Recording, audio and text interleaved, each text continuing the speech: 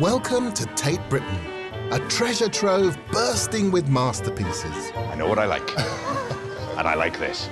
And home to the National Collection of British Art. Wow. I'm Gus Casely-Hayford. Oh. As an art curator and a cultural historian, I've been lucky enough to work with some of the finest institutions in the country. But this series is pretty special. With unique access to Tate Britain, Oh, they're fantastic. I'm going to take you on a journey into the scenes of some of the nation's most loved landscape paintings. Look at that. And I'm not alone, because I'm going to be joined by some of the finest showmen and showwomen. I'm going to go to more art galleries after this. We'll walk in the artists' footsteps, rediscovering their secrets and their inspirational views. This is it. Yeah. Some as if the artist just left them, Rowing into history. and others completely transformed. This is the Hogarth roundabout. So sit back and enjoy the view, or better still, follow in my footsteps. Oh, bugger it. Why was I born so short?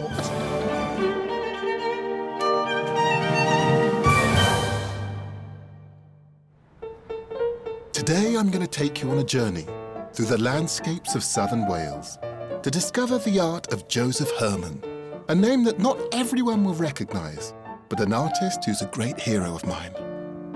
And I have the privilege to go with a multi-award-winning actor whose fame took him from Wales to Hollywood, but who's never been shy of expressing his political views. Michael Sheen, an utterly extraordinary screen presence.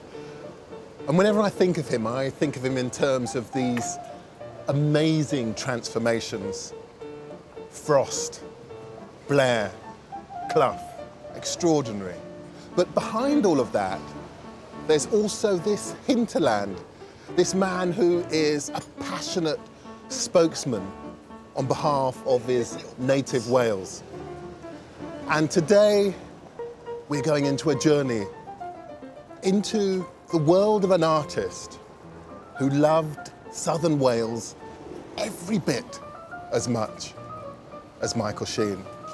Joseph Herman, he isn't a native of Wales. He was born in Poland, but he adopts Wales, falls in love with it.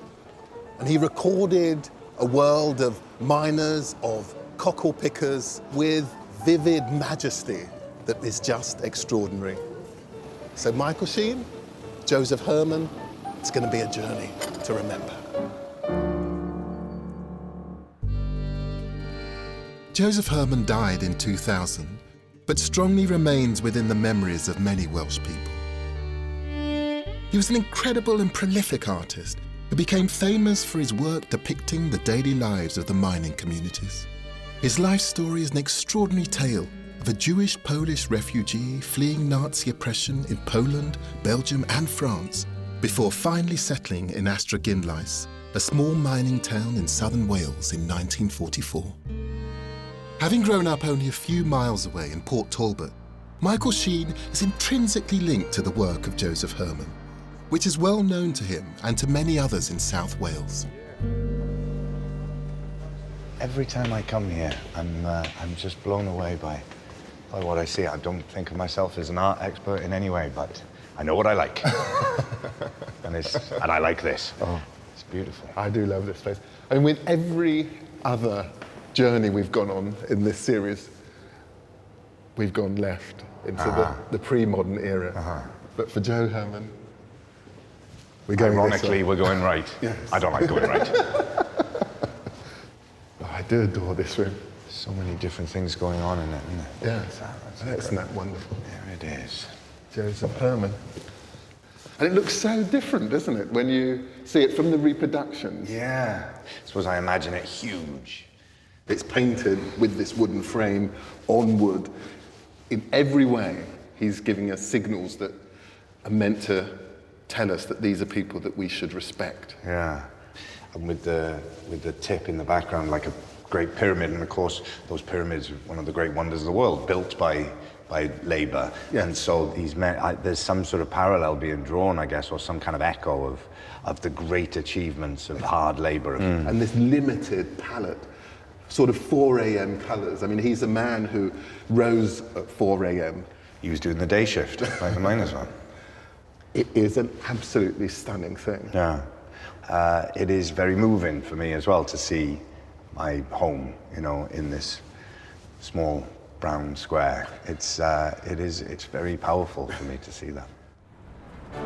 So, time to leave London and brave a part of the world I've never been before, the old mining valleys of South Wales. This is a journey slightly different to the ones we've been on so far, as it's as much about communities that shaped and became part of the landscape as it is about the scenery. Astraginlais, a place known for its thriving mining industry. When Joseph Herman arrived here in 1944, the air would have been filled with burning coal, and the streets heaving with miners on their way back from a hard shift at the pit. For our first walk, we'll go back in time and try and grasp the essence of daily life in Astraginlais in the 1940s. We'll start at the top of Brecon Road, where Joseph would have arrived and discovered the exact spot where he painted his famous 3 miners. Our second stop will be at the Miners' Welfare Hall, a place which was central to the miners' lives. We'll then continue over the River Towie, past the Penybontian where Joseph lived during his first year here, finally reaching St. Sinol Church, where an old tradition from the mining community is kept alive. So he comes here in 1944, and he comes with his wife who's pregnant. And he's thinking it's just for a break. For 2 weeks, wasn't it? Exactly. And then stays for 11 years. So there's obviously something about this place. Yeah, they don't let you go once you get here. The persecution that he was leaving behind, that sense of community, must have been very strong in him, and to have lost his family and his homeland and his community. Yes. You couldn't really have come anywhere in the world with a stronger sense of community and family than here. And do you still feel that yourself? Well, it's complicated, guys. I think, you know, it's gone through all kinds of periods of time, but certainly the time when Herman got here, there would have been an incredibly strong sense of community. Because of the conditions, because being down the mines was like being at war for a lot of men. The sense of danger was always there, ever present. I think pulled people together. And you can see in all of Herman's pictures, really, you very rarely see a miner on his own. Yes. You see miners together. You see there's a sense of camaraderie. You get the sense of community just through that, if nothing else. I know there's one Herman picture of a miner just on his own, sort of crouched down. He looks like he's in the middle of a breakdown of some kind, you know, and I think symbolically there's something there about on your own, you're much weaker than you are together. And this over here is the site of possibly his most famous painting, of 3 miners. Come on in, you all right? You waiting for the bus, are you? Or is it a coach? Coach, oh lovely, okay. Well, have a lovely day. Enjoy yourselves.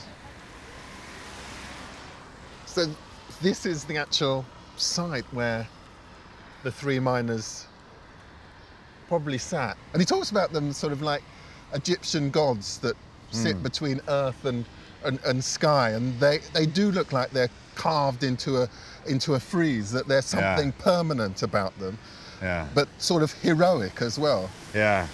Got to think about all of Herman's paintings of the miners. Their legs a lot of the time are not like, they don't follow the regular human physical form. They're like sort of columns, pillars that hold up.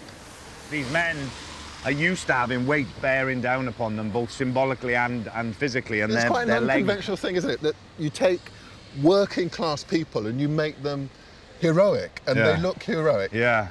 These are people who actually change the landscape itself. So the huge slag heap that sits behind them, which is now gone, but the idea of humans being able, through their own hand, to change the geography. Yeah. And let's cross over. Let's go and so this is the pole. 1, 2, 3. Like they were waiting for a bus. Exactly.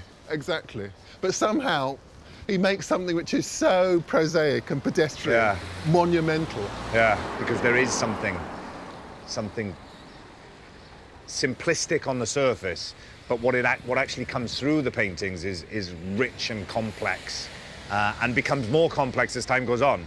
Because of what's happened since that time. Absolutely. With these communities, I think it only increases in its complexity now. Yeah. Shall we? Next stop? Yeah. The Miners' Welfare Hall, where we'll hear stories from the community that Joseph was so fascinated by and find out more about the erosion of the mining world.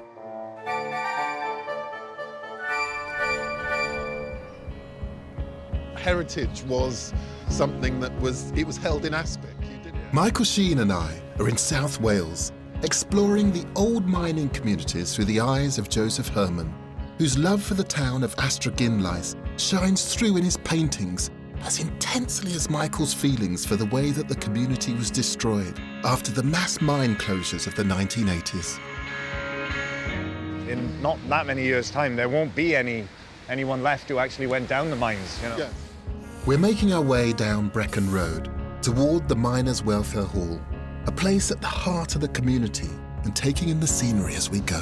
This is one of the great Herman views, that he comes here, stands on these street corners and captures them again and again. I mean, this view here has barely changed. Yeah.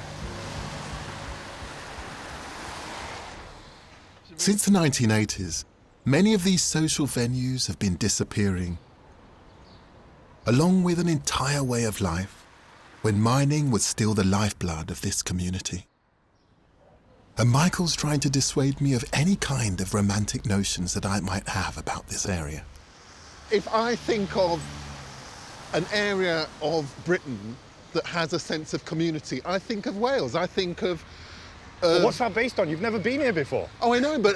What are you basing that on? I'm basing that on every bit of knowledge I have of anyone who I meet who's Welsh, and they're always talking with such passion. Because they're not about there anymore. Their sense of community. People suddenly discover a sense of community when they're not living in that community anymore. The Welsh are a very romantic, a very sentimental people, as well as being a very practical, people and dealing with the realities of things. But there is a desire for it still to be true, when the reality is that the danger is that it's not true anymore. That the community is being pulled apart, fractured, not because that's what they want, but because that's what had to happen, because it was too dangerous. These communities brought down a government, and that could never be allowed to happen again. And so now the final defeat would be for the people to leave these communities for good. Well, for some people, to leave their community would be death. There are many types of death, and one of them would be to just not be part of that community anymore. Yeah. These communities were built up around industry, around work. That's where that sense of dignity came from that Herman was able to capture so well.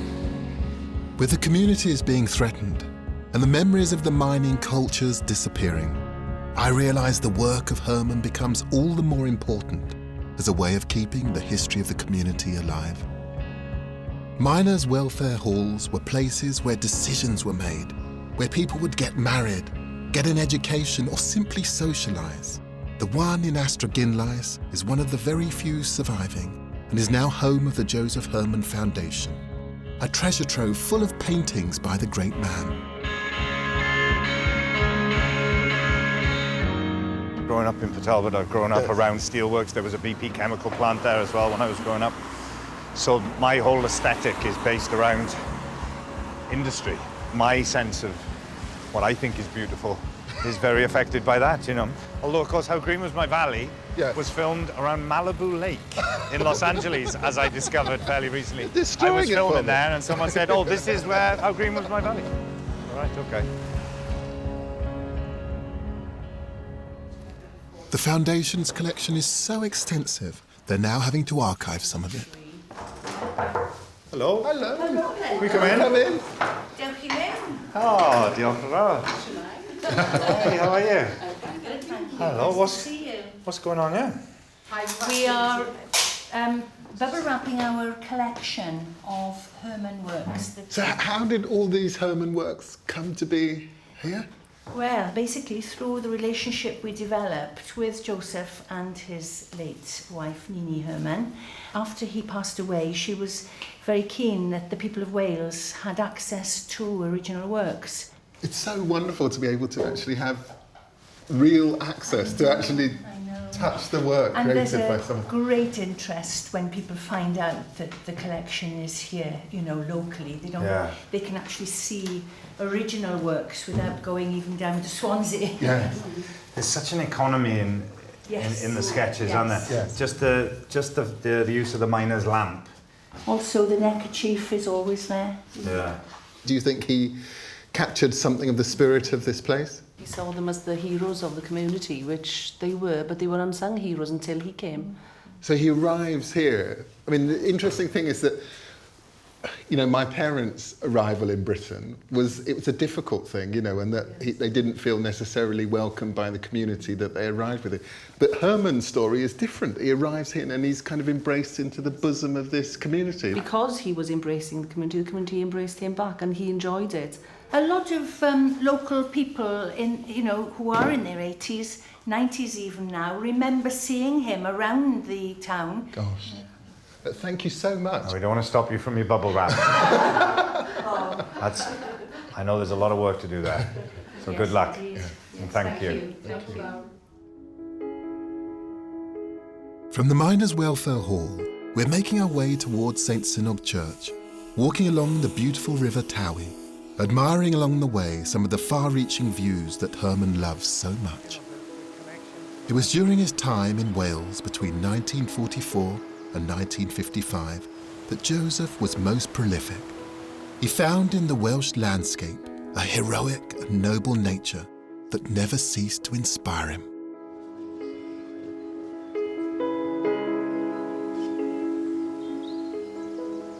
This is the Penny Bont Inn where Joseph and his wife, Catriona, that they move here, and that top window is where over So that's the his town. room, that was where he lived? That's his actual room, yeah. Up there.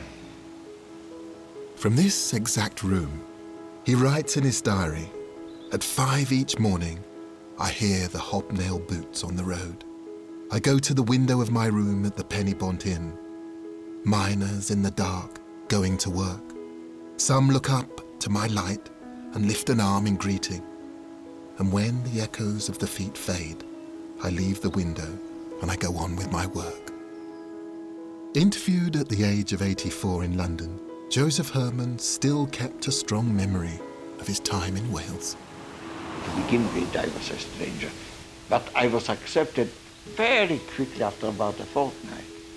And living above a pub, people would come up to my studio and say, "Oh, Joe back just for a chat." There was no stranger feeling. We're ending our first walk in the Church of St Synog, where just like in Herman's painting Miners Singing, the community comes to life with the sound of the local male choir.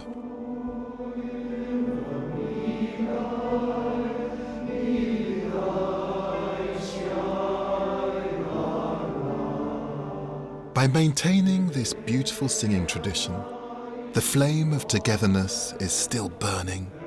This is something that Joseph Herman would no doubt be very moved to see, especially since he was the honorary chairman of the local choir.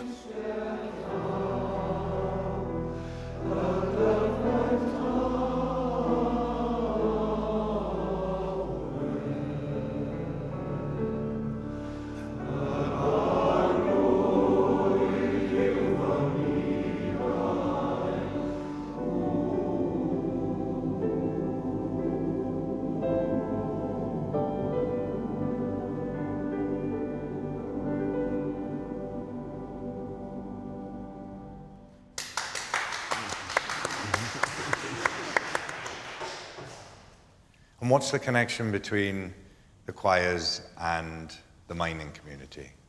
That's where it kicked off. In Enniskedwin. And why do you think the choirs have stayed around for so long? Why do you think that is? We're looking for youngsters. What about you? I meant any group that thinks of me as a youngster, I'm in. But what is it about being in a choir?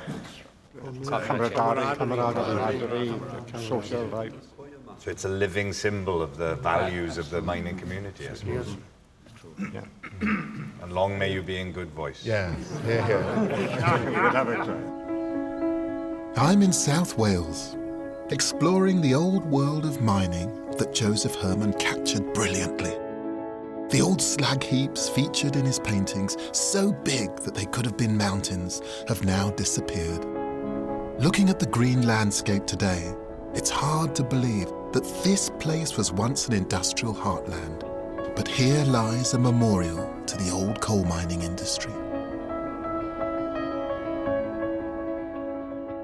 In an attempt to stop the Conservative government from closing the mines, in 1984 the local miners went on the most bitter industrial dispute in British history. And despite their year-long fight, they failed to save their industry. Our environmental concerns today might make us see the decline of the mining industry as inevitable, but the strikes and the mine closures scarred the community forever. The sense of trust that Herman would have experienced during his time in Wales was suddenly gone.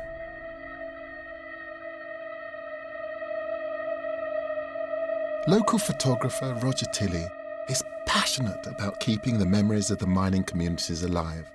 And like Herman, he's dedicated his life to documenting them, not just in Wales, but all around the world. It was always there. You could always see mining. You could always hear it. You could hear the pithead winding gears going, the steam coming from the pithead baths. So I was always conscious of it. And then the miners' strike happened, and I actually ended up photographing one of the biggest industrial stories in the 1980s. I mean, I can remember reading about those times, and they were difficult, weren't they? That families surviving on goods that were being parcelled up in different parts of Britain and sent up to them. Yeah, I mean, all of these guys that you see in the picture stayed out for the year-long strike. And during that strike was terrible because some of them lost their homes, couldn't pay their mortgages, relationships broke up. The thing that Thatcher said, the end of the mining tradition was something that these communities would work their way through, and they would find other industries and other ways of building cohesion. There's a lot more people coming in from outside to live in these villages, and then their workplaces are more in the cities, like Cardiff and Swansea. So I think the whole dynamic has changed. And when Joseph Herman was in Ystrad, he would have seen a different Ystrad to what we are seeing now, because this culture is gone, and it's probably gone forever. We're never going to see coal mining again in areas like Ystrad. So what you're saying, it's more than just a passing of a way of life. It's actually, to some degree, a whole culture. Yeah. But you have captured it, though, haven't you, for us? I'd love to see some of your images. These were shot underground, and lots of comradeship, lots of friendship, lots of joking, lots of swearing. But once you go down the mine, although I'm a photographer, you become a miner. You become one of them. Yes. Doesn't matter what language you speak, they really look after you. But you wouldn't think that a human being could work in these conditions. Yes. When you look at Herman, do you feel that you're part of the same endeavour, that you can see a kind of kindred spirit in... I do. In Joseph Herman? I mean, Joseph Herman's pictures, a lot of them you can't identify individuals, and I think that's where my pictures, take a slightly different angle. But his use of colour, his use of blocking areas and doing these lovely, strong, symbolic shapes, and you can make out that they are miners, is really superb. I love his work. I think if Joseph Herman could come back now, he'd be very sad to see that there's people just walking around without jobs, without futures. There aren't any miners anymore.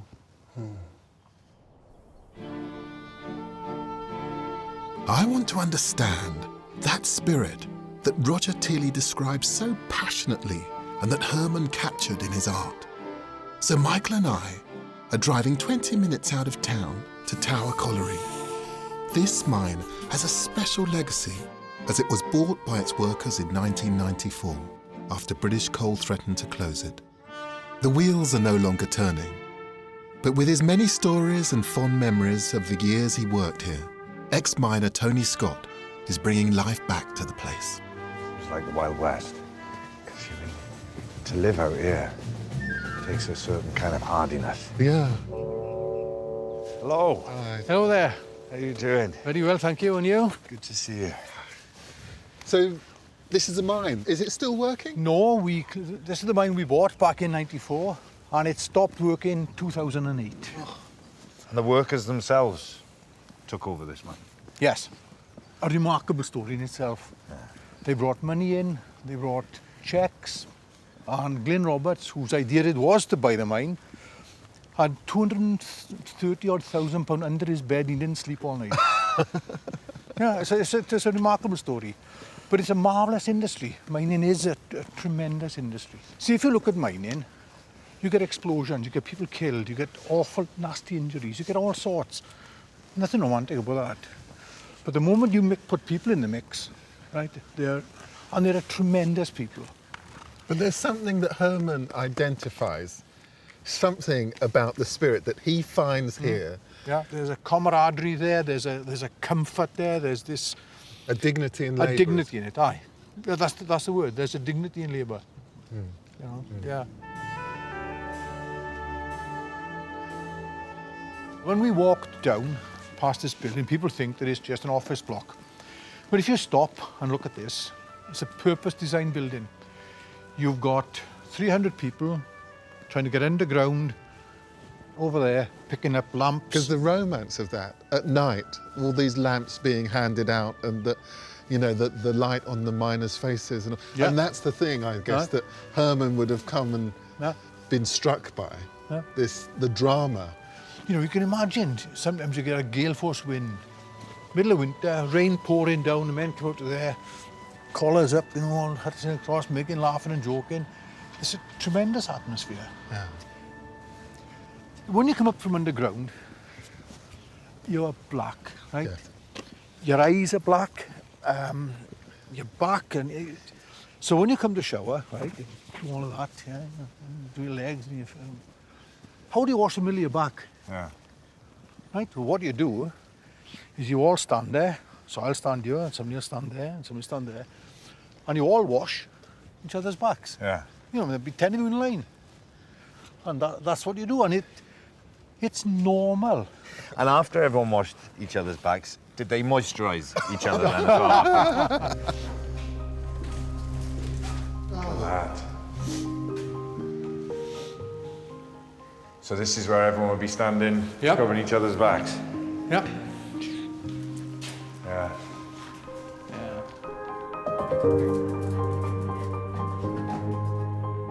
Brilliant. Yeah. Tony, thank you so much. My pleasure. You take care. See you again. See you. Look after yourselves. Ta-ra now. Bye, Suki. Sit there. Hey. It's hard for me to visualise how tough the conditions were and to understand the risks that Joseph Herman would have taken. Sitting under hundreds of tons of coal for hours on end while capturing the miners working. So I'm off to Big Pit, one of the very few coal mines in the world the public can have access to experience life underground. I want to look good. It's important, isn't it? Well, aye. You media types. You happy with that? Yeah. And so my second walk will be entirely underground, starting with the lift, passing through the air doors and reaching the kind of coal seam where Joseph Herman would have got down on his knees to sketch. We'll end at the Pit Pony Stables, a place he immortalised in his 1958 painting, Pit Pony. So how deep are we going down, Paul? Like it's 90 metres. Maximum speed we're going to travel here today is 2 metres per second. When I started in Bargoed, moved on to 6 Bells, they were 700 metres deep. Wow. And the speed we travel there would be 35 feet a second. You'd have the signals and all of a sudden the cage would drop and you'd leave your stomach on the surface. You'd pick it up at the end of the day. That's how it used to be. Big Pit has been cleaned up for tourists. And a lot of safety measures have been put in place. But Joseph Herman and the miners would have experienced much worse conditions. And the last one, close the doors, please. And looking at all these textures and thinking Joseph Herman would have been down here and all of these kind of stratified layers of both labour but also of coal dust, and he thought, I want to take some of that and put that in my painting. That's his artist eye, isn't it? You know, when you come to a mine, you see there's a bit of timber that's going to support the roof, so that the stone is going to fall out and hit you on the head. Yeah? So that's how he's an artist and I'm a miner.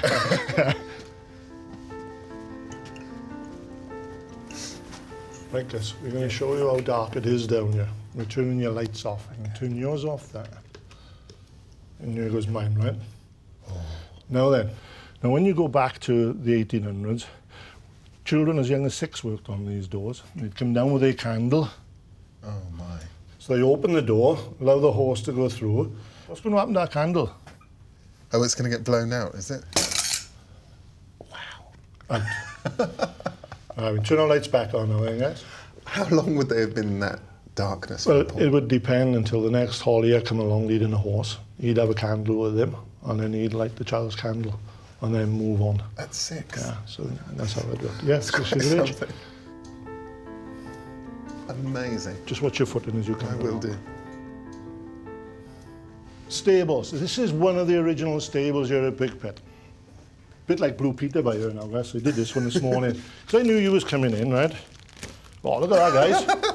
Absolutely brilliant, isn't it? Yeah, so, horse. That's what they call it again. So, there it is there, look. Right. Yeah.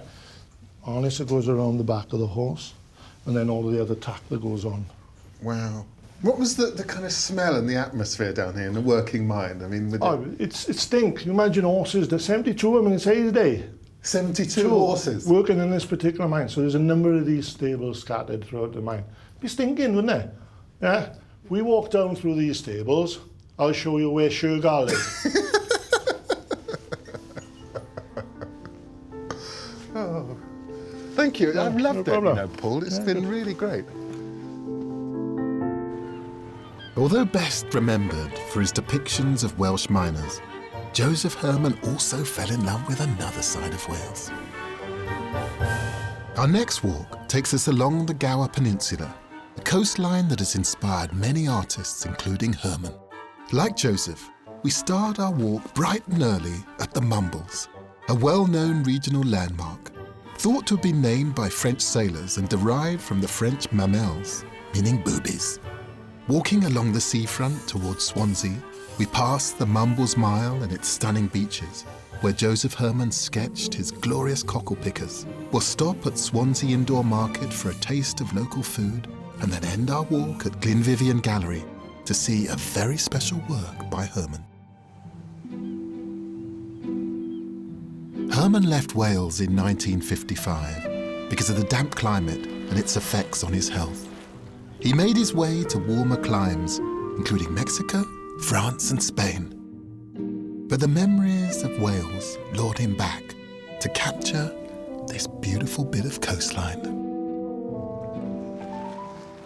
There's a point in middle age, as I'm beginning to discover, you get into your mid-50s and you are doing more looking back than you are forward. And Joseph Herman, he gets into his mid-50s, and that stage of his life is met with an even bigger challenge than most of us hit, and that is the loss of his young daughter.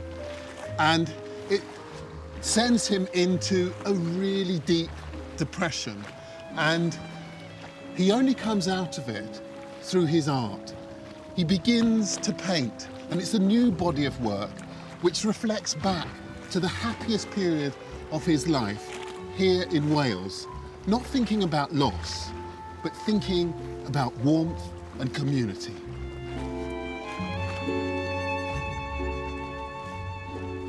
In his notes from a Welsh diary, Joseph writes, "Children in the wind of the Gower coast, on the crescent-shaped sand, small boats lie upside down.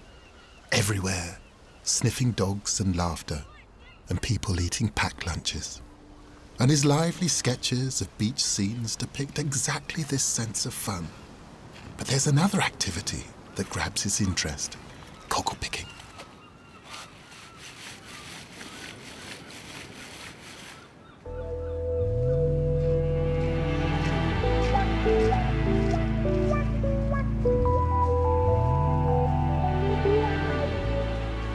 It's idyllic, isn't it?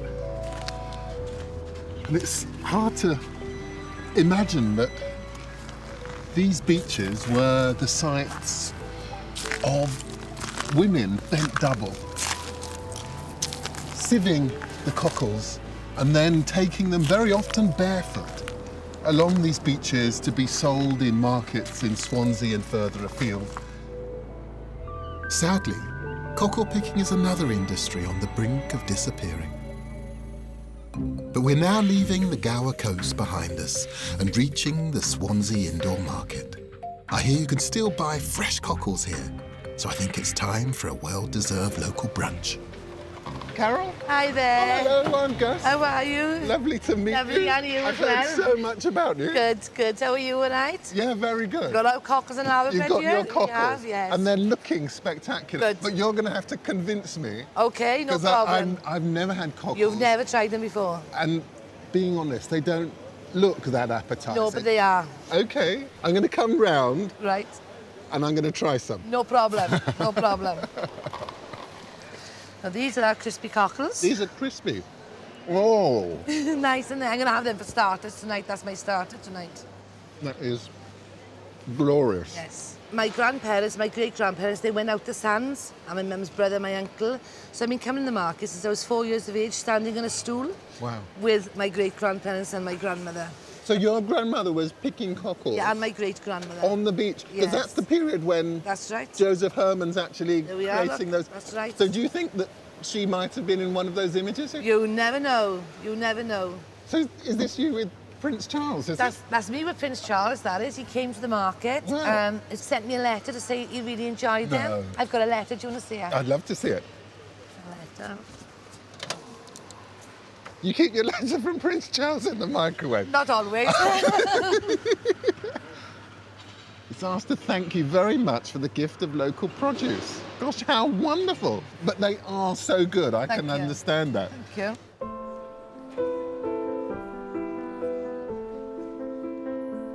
A few minutes away from the market, we finish our walk at the Glyn Vivian Gallery. They've pulled a mural by Herman out of storage, especially for me, and I'm very excited to see it. And this is Joseph Herman's 1951 mural for the Festival of Britain. And the first thing to say is just how big it is. I mean, this is 6 meters across, but there's something about the confidence of the brushstrokes that makes you believe it's a tiny little jewel of the thing. It's because it's so beautifully conceived. The great psychoanalyst Jacques Lacan, he wrote about how great art didn't just talk to the time in which it was created, but also was predictive of some possible future. And in South Wales, whether it was the cockle pickers or whether it was the miners, Joseph Herman could sense when change was coming. And here, he wants to capture for posterity the kind of dignity, the kind of majesty of these men. Joseph Herman is such an important figure that we must find a place for this, a permanent place for this. Because this is a work not just of importance in terms of Herman's practice, but in terms of telling the story of Wales. I once missed an opportunity to meet Joseph Herman, and I've always regretted it. However, his son, David, has agreed to meet me and to talk about his father's legacy. Your father, Joseph Herman, I mean, he's such a hero of mine. What was he like to grow up with? He was a remarkable man because he had, in many ways, experienced terrible loss. Yes. His family were all killed in Poland during the war, and yet he was the least bitter of human beings. He was remarkably generous, remarkably kind, warm-hearted. But those early years that he spends in Poland, in Warsaw, I mean, that Did they have an impact that you can see in the work? Well, there were two things, I think. One is that he grew up in a very poor family in a very poor part of Warsaw, the capital of Poland. And from then on, his subject was always social. And one thing we're very worried about suddenly, yet again in Britain, is community, and how do we treat each other? Is it right to close down whole industries? Is it right to destroy whole communities? And sometimes you need a painting or a book or a film that will just bring that anxiety to life, and you'll think, no, that is not the way to treat our fellow citizens. That is not the way to treat communities, to just throw people on the scrap heap. And I think one of the reasons that his work still speaks to people, particularly in the town where he lived for so long in South Wales, was because he valued those people, their work, what they did, their sense of community, their pride in their work. He valued that tremendously, and he tried to bring that value to life in his work. It's time for me to return to Astragynllais and have a final stroll along the beautiful River Towie with Michael Sheen, and to reflect on Herman's legacy, not only as a great artist, but also as a man who captured forever the pride in Welsh history. We couldn't have asked for a better evening than this, could Yeah, we? glorious end to the walk. And what an appropriate place to end it, with the spot where he was inspired to paint Evening. My favourite Joseph Herman painting. Evening Astragynllais. Here it is. This is it. Gosh. And it's been an epic walk, hasn't it? It has. It's been a walk through not just Herman's paintings, but this culture, the history of this culture, this community. It's been quite something. And what does he mean to you, then? I have very, very complicated feelings about mining, as I think the men themselves have, you know. My feelings about everything that Herman was able to capture are equally complicated. As he said, he was drawn to the sadness and the grandeur. And I think that's exactly how I feel about it. Oh. To end this incredible journey in Wales, Michael has selected a poem by Idris Davies, a self-taught Welsh miner who wrote about the hurt of the mining community around him. You may recognise the words from the many song adaptations of Bells of Rhymney, inspired by this beautiful poem. Oh, what will you give me? Say the sad bells of Rhymney. Is there hope for the future? Cry the brown bells of Merthyr. Who made the mine owner? Say the black bells of Rhondda. And who robbed the miner? Cry the grim bells of Blaenau. They will plunder will-nilly, cry the bells of Caerphilly. They have fangs, they have teeth, shout the loud bells of Neath. Even God is uneasy, say the moist bells of Swansea. And what will you give me? Say the sad bells of Rhymney. Throw the Vandals in court, say the bells of Newport. All will be well if, cry the green bells of Cardiff. Why so worried, sisters, why? Sang the silver bells of Wye. And what will you give me? Say the sad bells of Rhymney.